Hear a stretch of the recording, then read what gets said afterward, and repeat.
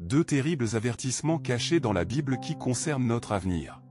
1. La tribulation imminente des derniers jours.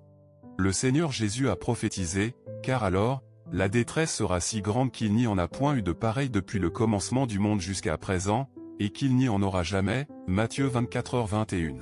C'est l'avertissement direct du Seigneur Jésus à l'humanité des derniers jours.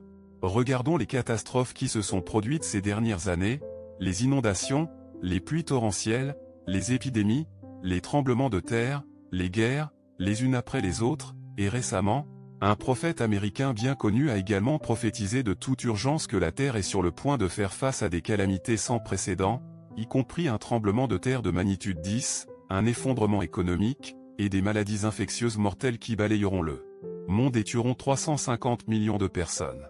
Nous pouvons voir que les derniers jours approchent, et que les prophéties du Seigneur Jésus s'accomplissent pas à pas. Nous ne pouvons plus nous asseoir passivement et attendre la mort, mais nous devons être attentifs et chercher le cœur de Dieu, pour trouver le moyen d'être gardés par Dieu au milieu des désastres. 2. Un avertissement sévère sur les graves conséquences de l'abandon de la foi. La Bible a dit, « Car il est impossible que ceux qui ont été une fois éclairés, qui ont goûté le don céleste, qui ont eu part au Saint-Esprit, qui ont goûté la bonne parole de Dieu et les puissances du siècle à venir, et qui sont tombés, soient encore renouvelés et amenés à la repentance, puisqu'ils crucifient pour leur part le Fils de Dieu et l'exposent à l'ignominie. » Hébreux 6, 4-6.